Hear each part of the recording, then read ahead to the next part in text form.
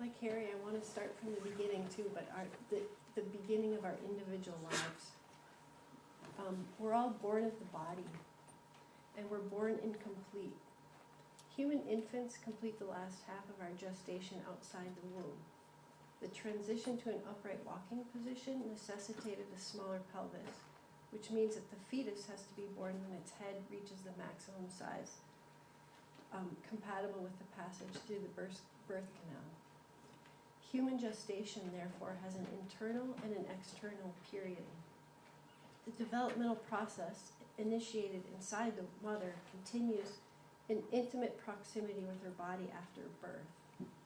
Though vulnerable and utterly dependent, the newborn, far from helpless, arrives fully equipped to elicit its own care.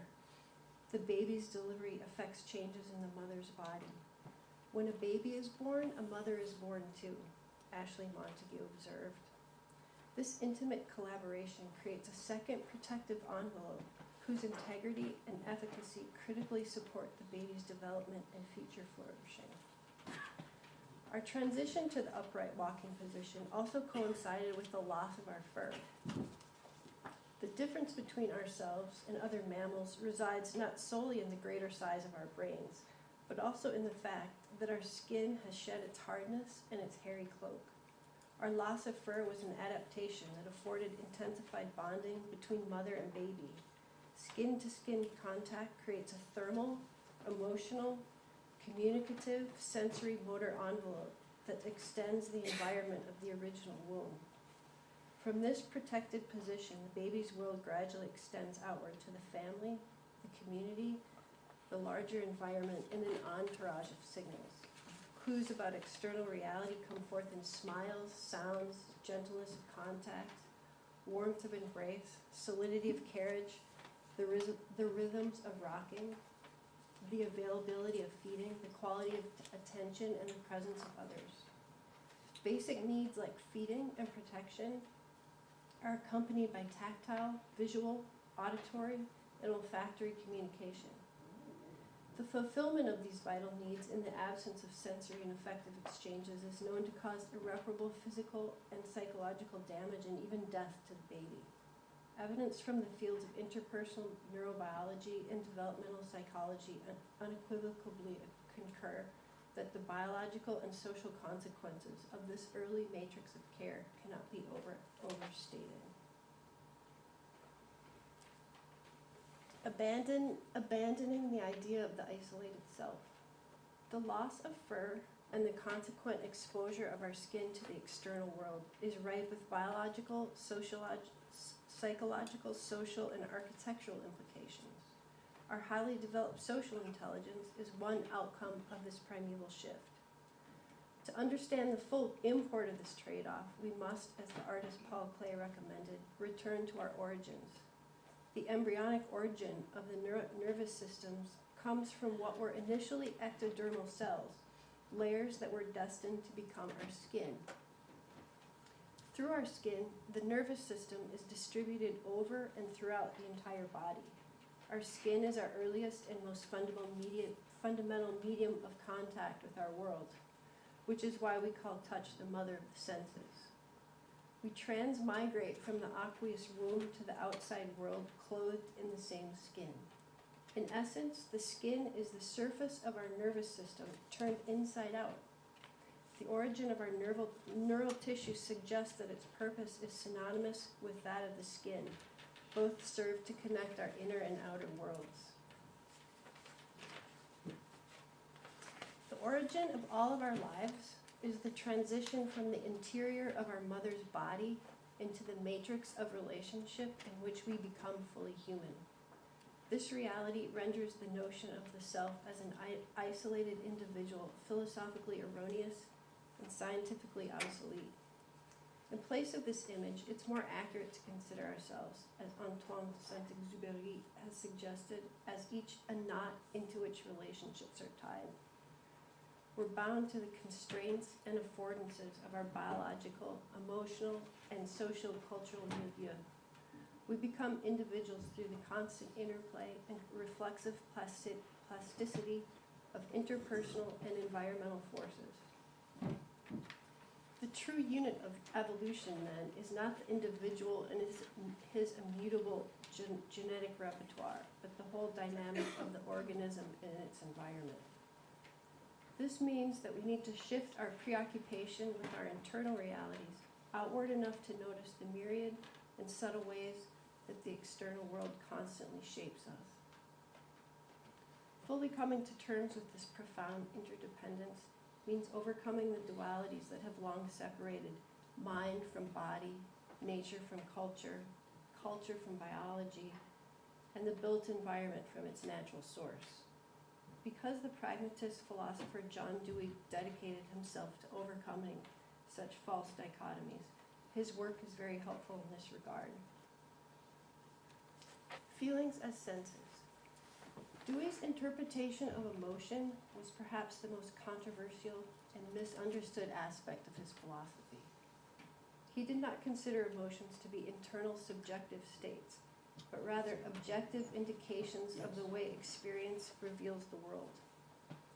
While some feelings do indeed refer to bodily states and the psychic attitudes of the organism, all feelings are felt in relation to the objects they qualify.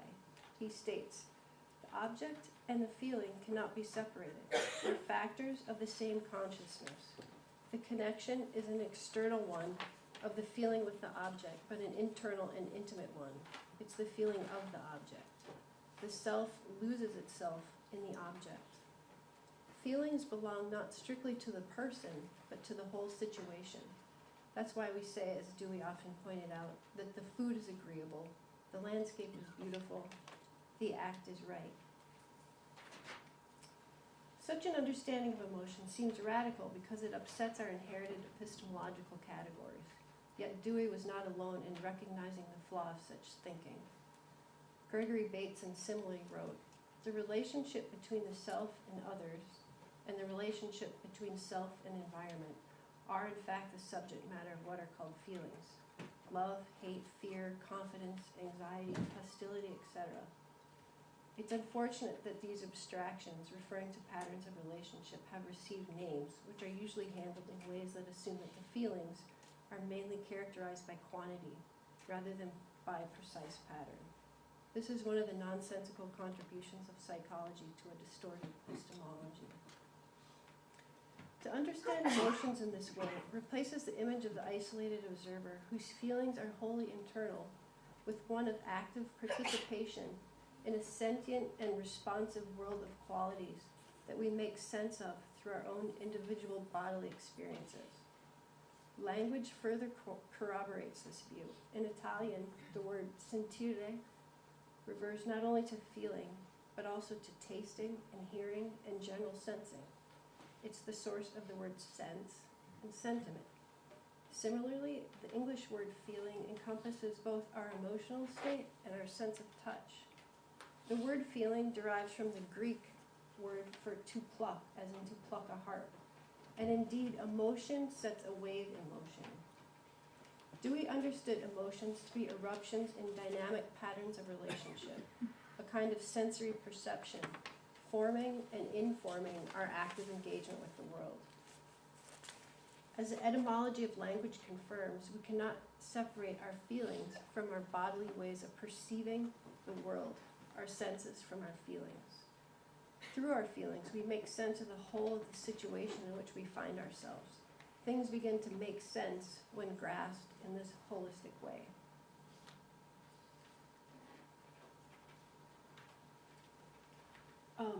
Not only does the direct sense element and emotion as a mode of sense tend to absorb all ideational matter, but apart from a special discipline enforced by the physical apparatus, it digests and subdues all that's merely intellectual, Dewey wrote. He was well aware of the integrating role of emotion long before it was confirmed by neuroscience. Like all of our senses, emotion is not limited to a specific circuit or region in the brain. The limbic region, once thought to be the center of emotion, appears to have wide-ranging effects on most aspects of mental functioning. After an extensive research on the literature on brain regions traditionally associated with emotion and those for cognition, the neuroscientist Luis Pessoa concluded that parceling the brain into cognitive and affective regions is inherently problematic and ultimately untenable. Emotion and cognition are interdependent dimensions of behavior that result from the activity of multiple brain regions that are neither intrinsically emotional nor cognitive, but contribute to behavior in distinct ways depending on the broader neural context in which they participate. According to the developmental psychologist and neuroscientist Kenneth Dodge, all information processing is emotional, and that emotion is the energy that drives, organizes, amplifies, and attenuates cognitive activity, and in turn is the experience and the expression of that activity.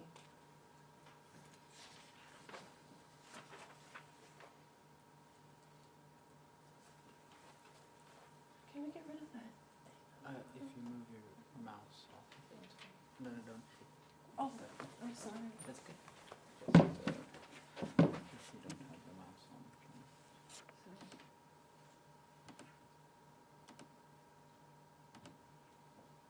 If the mouse isn't sitting there. Okay. The philosopher Giovanni Clementi characterizes emotions as self-organizing dynamic patterns best described with the conceptual tools of dynamic systems theory. In her book, The Feeling Body, she reclaims a broader and deeper notion of emotion similar to the one espoused by Dewey. She understands emotions to be sources of meaning that ground the more elaborate modes of sense-making in complex organisms, arguing that the richer and more differentiated emotions that one finds in animal and human lives are enrichments of the primordial capacity to be sensitive to the world.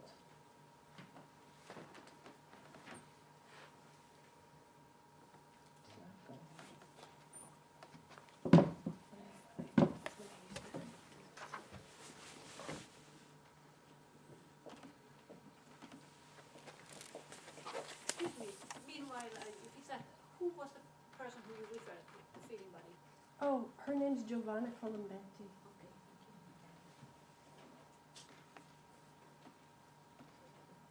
The book just came out, it's very recent, 2014.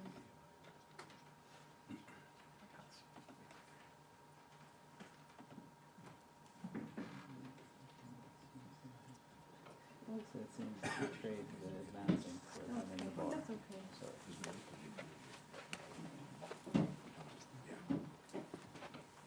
Like our emotions, empathy is a further expression of our innate sensitivity to the world. Dewey thought that empathy was rooted in our imaginative capacity, and he used the terms somewhat interchangeably, calling imagination empathic projection and defining empathy as entering by imagination into the situations of others. Not something over and above our other sense faculties, or that which belongs to the exclusive domain of the artist. Dewey stressed that imagination is as normal and integral to daily activity as is muscular movement. Imagination is another kind of perceptual capacity, one that amplifies perception beyond the immediate milieu, temporally extending the environment in which we respond. As Dewey said, only imaginative vision elicits the possibilities that are interwoven in the texture of the actual. Such an understanding extends far beyond the plea for the dominance of the poetic imagination over the logical intellect, and faculties that can only be distinguished, as Dewey said, in a heuristic or operational way. All mental life is imaginative and in as far as it supplements and deepens observation by permitting clear insight into the remote, the absent, and the obscure. Dewey warned against the tendency to equate the imaginative, which is interactively engaged and rooted in actual conditions, with the imaginary, which is subjective. Consistent with his interpretation of emotion, neither the imaginary nor the imaginative occur ex nihilo, apart from the biosocial-cultural matrix. Rather, they inhere in the organism-environment interaction.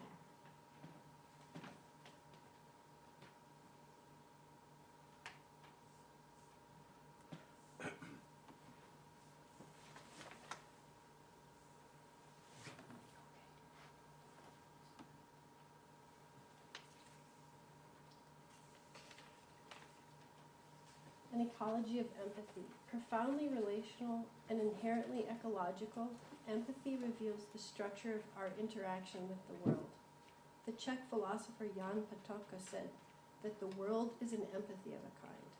What I think he means by this is that empathy allows us to connect to the world through our own bodies, and in turn, the world opens itself to us as we feel our way into it.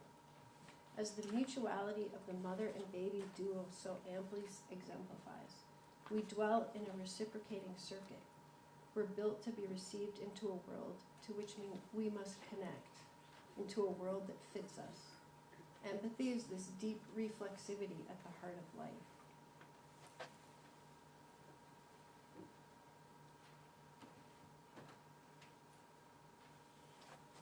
An architecture of integration. The discovery of mirror neurons and the interdependence of the human nervous system on the broader ecology in which we belong has renewed and reinforced earlier intuitions about human nature. Native peoples throughout the world have long celebrated the interconnectedness of all of life. The major world religions all hold compassion, a variation of empathy, as a core teaching. Yet these views have been marginalized in the Western emphasis on individualism, industrialization, and technological progress at all costs. Unfortunately, this dominant paradigm is responsible for much of our contemporary architectural landscape. Unresponsive to human vulnerability, far too many of our buildings are objects whose insensitivity denies the interdependence that makes us human in the first place. Our architecture sediments our cultural, social, and political values and aspirations. It's a means through which we externalize our most deeply held beliefs about ourselves and our relationship with the cosmos. And we're finding that many of our most cherished beliefs have lost their validity. Our long-held segregation of emotion from cognition is not just an idea. It's been a guiding tenet in the formation of our educational systems, our buildings, and has even contributed to the reification of gender inequalities. The notion that reason is cognition bled of emotion, and as such, the defining feature of our humanness, has been institutionalized at every level of our society. Affirming that emotion is integral to our being in the world, to decision-making, and to reason, that emotion and imagination are eminent in every mental activity, and that empathy is a critical capacity that can either wither or flourish depending on environmental factors, necessitates far-reaching changes in the way we educate our children and the way we design our world. Architecture, because it exists at the intersection between natural and human, between biological and cultural worlds, has long relied upon the intellectual developments in other disciplines. The rich insights uncovered by neuroscience are poised to enrich and inform design and architectural practice. Yet we need to recognize that importing knowledge from other fields also holds potential dangers. To mitigate potential misapplication or reduction of one field of knowledge to that of the other, we need to recognize the limits and intended aims of each discipline.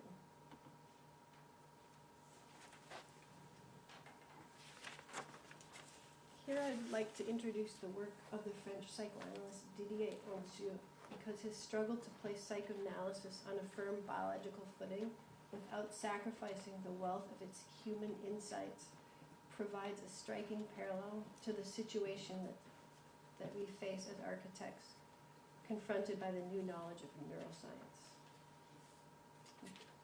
The skin ego. While I cannot give Onzieux's work detail it observes here, I do want to outline his general motivations and recurrent concerns. He worked from the 1950s through the 1990s, during a time when the physical and biological sciences were achieving considerable success through narrowing their field of observation and theoretical interest. Onzieux resisted the pressure to impose such a methodology on psychology, for fear that it would reduce the living body to the brain and behavior to the cerebral functions for which it was programmed. He welcomed the new insights uncovered by neurophysiology with exemplary sophistication and recognized that while knowledge of the structure and functioning of the nervous system can afford great insight into psychic phenomena, it does not in itself explain that phenomenon. Onzu's thinking echoed Dewey's when he wrote, "Physiology can no more of itself give us the what, why, and how of psychical life than the physical geography of a country can enable us to construct or explain the history of the nation that has dwelt within that country. However important, however indispensable the land with all of its qualities is as a basis for that history itself can be ascertained and explained only through historical records and historical documents or conditions. And so psychic events can be observed only through psychical means and interpreted and explained by psychical conditions and fact."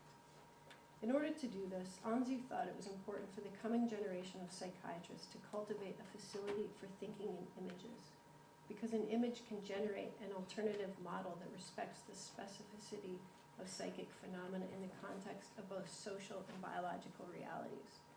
A theory that did not address these interacting dimensions, he thought, was destined to reduce psychology to neurophysiology's poor cousin. That's supposed to be up a little higher. Further, Onzu found the prevailing fashion in the humanities of imposing linguistic explanations onto social and cultural phenomena to be equally inadequate. For him, the ego did not resemble a language as it did for Lacan. Instead, he modeled his notion of the ego on the human body.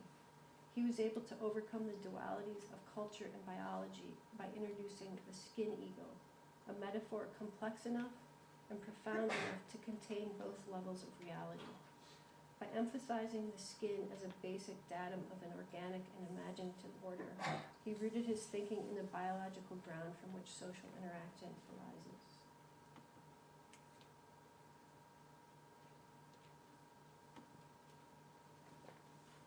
Along with his colleagues, he noticed that the nature of his patients' suffering had shifted from straightforward neuroses to the majority of his cases being borderline or narcissistic personalities.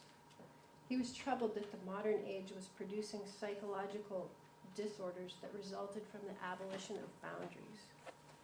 Where Freud discovered psychoanalysis in response to Victorian puritanicalism, one could say that Onzu's psychoanalysis of limits addressed Western societies of utter lack of them.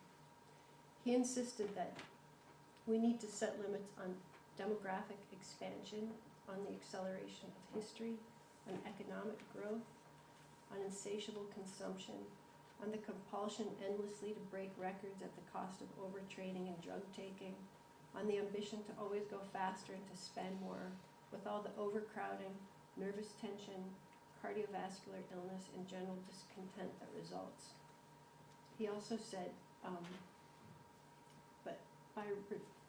this is the part I love the most about this quote, is that this includes pollution of the earth, sea, and atmosphere, the squandering of energy, the need to produce everything of which we're technically capable, even when that means creating mechanical, architectural, and biological monstrosities.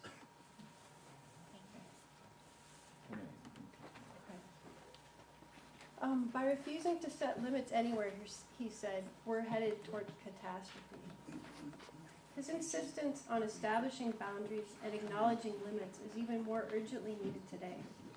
Marking out inhabitable, livable territories for ourselves in physical, psychological, and cultural terms will counter the leveling and neutralizing forces that are the consequences of industrialization. Defining boundaries produces differentiation and allows interactions between the regions thus delineated. The psychiatrist Ian McGilchrist says that most of his work essentially comes down to a matter of developing and negotiating boundaries. Such limits need not be rigid or dogmatic, but should be flexible and semi-permeable, like the boundaries that exist in nature. The walls of cells, for example, serve both to individuate and to make mutual exchange possible. Boundaries limit, and they also allow. Another symptom of this pervasive loss of limits is the tendency in Western thought to consider the acquisition of knowledge to be a matter of breaking through an outer shell to reach a nucleus or inner core. Why such an epistemology contributed to the obvious successes in the physical sciences. When biologists shift their attention from the nucleus to the outer membrane, they discovered that the boundary of the cell functions as a sort of brain, programming ion exchanges between inner and outer domains.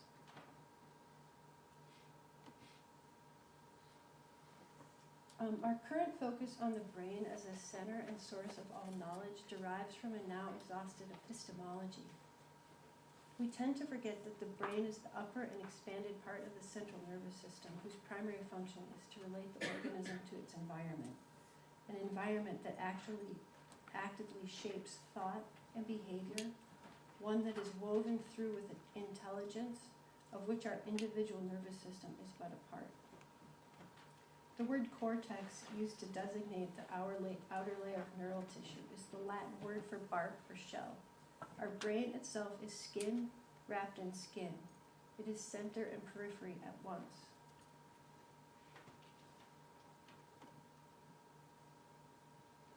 The poet Paul Valéry captured this paradox when he wrote, "That which is the most profound in the human being is the skin. The marrow, the brain, all these things we require in order to feel, suffer, think, to be profound, are inventions of the skin. We burrow down in vain, doctor. We're ectoderm." Returning to clues from embryology, the skin, the sensory motor organs in the brain are all formed from the ectoderm. The brain and the skin are both surface entities or shells consisting of at least two layers. The outer one is protective, and the one beneath serves to gather information and filter exchanges. Angiu's skin ego is modeled on this organization of the nervous system. It is the complex structure of surfaces rather than the old image of thought penetrating through into a truth core that can help us understand our physical, psychical, and intellectual worlds in a different way, he wrote. He developed the skin ego in response to the question, what if thought were as much an affair of the skin as of the brain? And what if the ego had the structure of an envelope? He described the skin ego as a series of interpenetrating envelopes in which part and whole are interwoven, complementary, nested, and subsumed within one another. An epistemology of relationship. His skin ego developed out of his clinical experience. In most of the chapters in Montreal are case studies, detailed narratives of actual people. His metaphor was not merely a linguistic device or a literary flourish, but pragmatically generated a set of operational principles susceptible to factual verification. The skin ego provided psychoanalysts with new tools for thinking beyond dualism and determinism. We architects have never been more urgently in need of the new approach that a fresh way of thinking can provide. Fed up with the intellectual excesses of architectural theory of recent decades, we've been swept into the mandate for sustainability without a coherent philosophical framework. True sustainability demands more than merely technological solutions. It must be founded on an understanding of human nature that recognizes, affirms, and supports our nascent vulnerability and interdependence.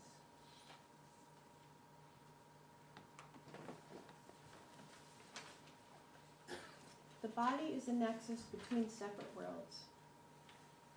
To tap the generative potential that exists at this interface, we must shift our attention away from the elusive center to the boundary that skirts its edge. Dewey's conception of emotions and empathy reoriented epistemology in this very way. The internal private world of the individual shifted to the periphery, the site of relationship. Here, at the interface between, emotions are antennae that sound out circumstances and inform our possible actions. And what we pay attention to determines what we find. In our obsession with penetrating the core, we forgot about the shell, when in fact the two hold each other. They interdepend. The shell itself is marked by what it shelters, wrote the psychoanalyst Nicholas Abraham. Thinking through the skin, which is periphery and center at once, can begin to heal this old divide. Similarly, Merleau-Ponty, Anjou's contemporary, was convinced that the fold, the interface where the inside and the outside meet, is the turning point. Architecture is quite literally situated at the fold. Shifting our attention to that juncture forces us to consider the agency and meaning of architecture in a new light. This is where neuroscience can fertilize architectural thinking.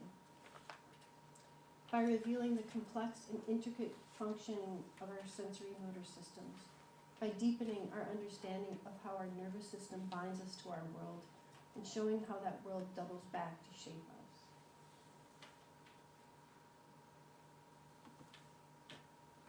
The primacy of touch. Neuroscientists, for example, have linked the sense of touch or somatosensory cortex function to empathic ability. Given our furless origins, the fact that the skin is the largest organ, our earliest site of communication, and crucial to the exterior gestation of the human infant, the correlation between empathy and touch should come as no great surprise. Indeed, Maine de Biron intuited that touch is the feeding ground for the intellect, furnishing it with our more substantial nourishment.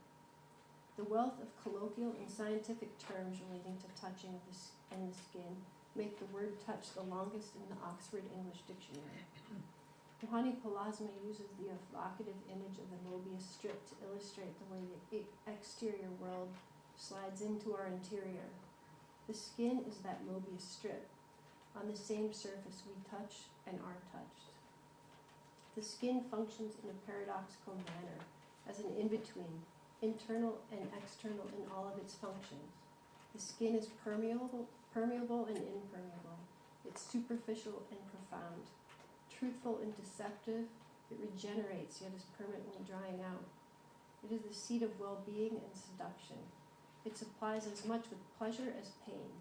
In its thinness and vulnerability, it stands for a native helplessness, greater than that of other species, but at the same time our evolutionary adaptiveness. It separates and unites the various senses. Skin is inexhaustible in its potential associations and poetic evocations.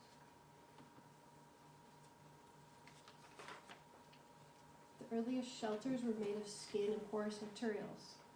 Arab tents were woven from goat hair and sheep's wool. Houses in Japan were originally made of paper, grass, and wood, porous materials that filtered light and air.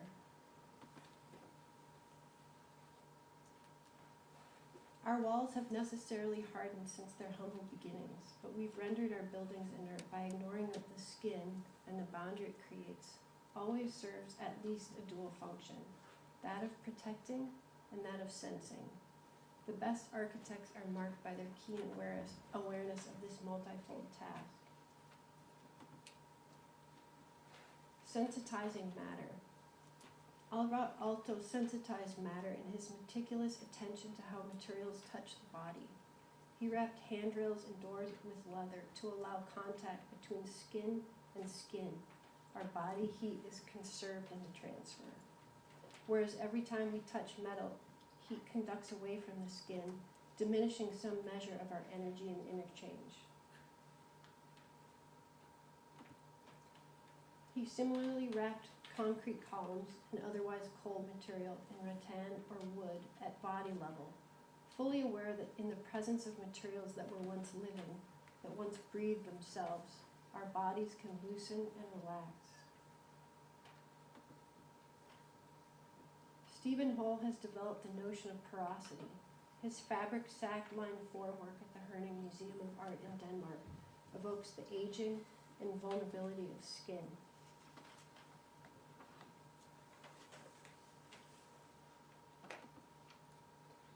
Peter Zumthor wrapped the surfaces of his Serpentine Pavilion in London with burlap coated in black paste.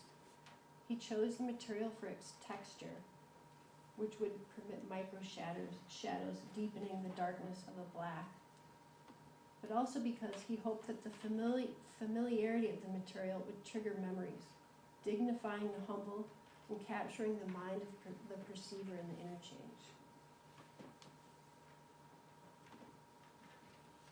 Andrew Cutlass made his pea wall by pouring plaster into fabric that was allowed to sag.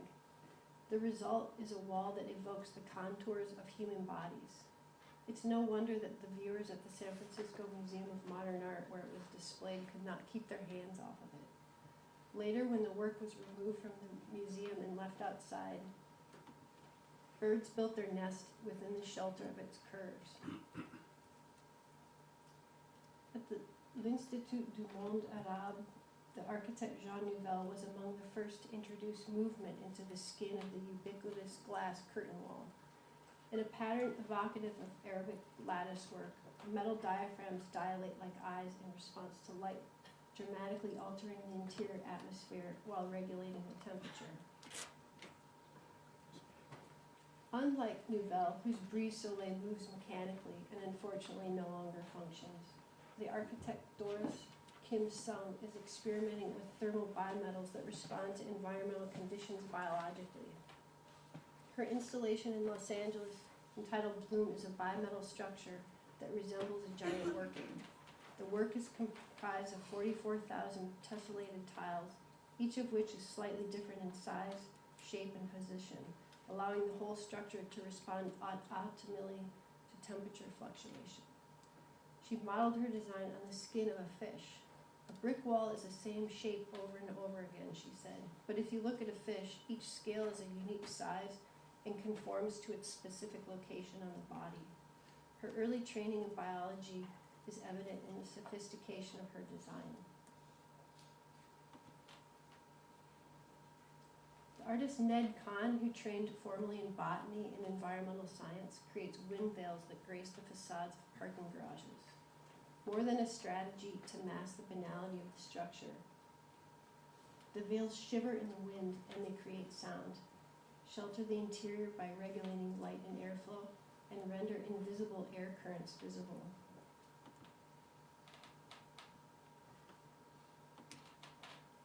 The nervous ether installation at the California Institute of the Arts breathes according to atmospheric conditions. And the architect Philip Beasley's Radiant Soil project responds not only to environmental conditions, but human factors as well. Plant-like arrays of glass, polymers, metal, and bags of water move, illuminate, and emit odors in response to human movement and touch. The installation resonates with and envelops those who draw near it, turning the spectator into a genuine participant and transforming the museum space where it resides into a living, breathing, feeling organism. These projects offer a glimpse of the possibilities of applying the wealth of our scientific knowledge in practical, poetic, and metaphoric terms. They admirably apply technologies and materials that we already possess in novel ways. We must not forget that the way forward requires more than just novel solutions. Responsibly orienting ourselves to the future means being firmly grounded in the past. The work left by the architects who pulled us forward, like Alvar Aalto, Frank Lloyd Wright, and Louis Kahn, for example, was rooted in a deep understanding of human nature and longing. The work that endures has this Janus face, facing forward and facing back. It's situated at the boundary between. The root of the word innovation suggests this dialectic. It really means to renew, to restore. Our technology has outpaced our epistemology. We're applying new materials and technologies with outmoded ways of thinking.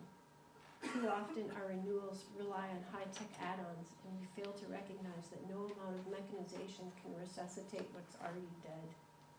Buildings have only been rendered thus because their ties and mutual obligations to the natural and human worlds have been sundered. The line between the adamant and the inanimate is not so cleanly drawn. Until we come to terms with our utter interdependence with our environment and with each other, our technological solutions will only be half measures. Technology is necessary but not sufficient. Reordering our world involves reorienting our thinking. To an epistemology of duality, this Mayan pyramid appears to be an impressive pile of stone, when in fact we now know that the Mayans of ancient Mexico may have built their pyramids to function as gigantic musical instruments. The temples were considered to be sacred mountains where clouds gathered and condensed rain.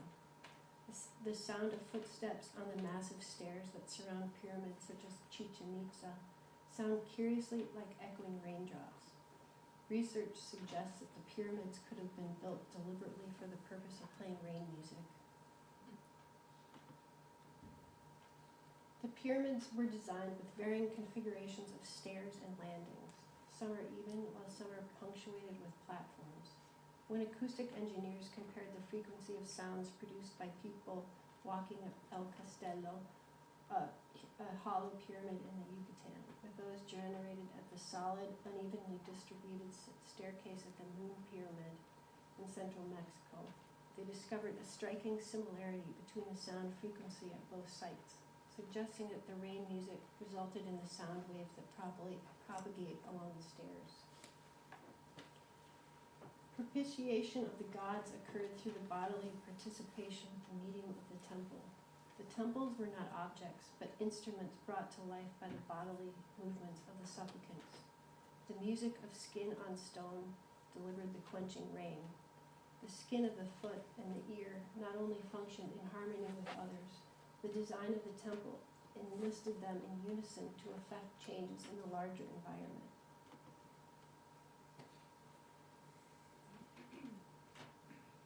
John Dewey said that in itself the ear is the emotional sense. He meant by this that unlike vision, sound is emotional. It reverberates through our being, moving us directly. These temples were built with a profound sense of the interconnectedness of the whole, of the natural, human, and spiritual realms, and a respect for the imperatives of the body. And it must also be recognized that the configuration of the temples between each other was considered in acoustic and physiological terms. On some level, their builders were aware of the human perceptual sensitivities that the methods of science are finally allowing us to rediscover. These temples illustrate, too, that when we consider the edges, we refine design. We now know, for example, that the foot is a very sensitive organ. Each square centimeter has almost 1,000 nerve endings. This is a street in Italy after Carnival. The pick up on here is celebration of Carnival.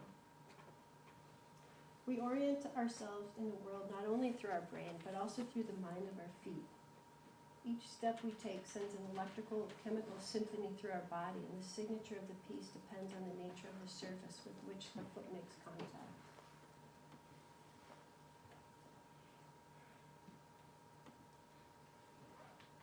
Ancient places like the floor of the Hagia Sophia extend our horizon of time and remind us that stone also has a memory. What looks like cold stone could be an inchoate instrument waiting to be brought to life. A building can give and receive, change and be changed, and allow us to experience the world as an empathy of a kind.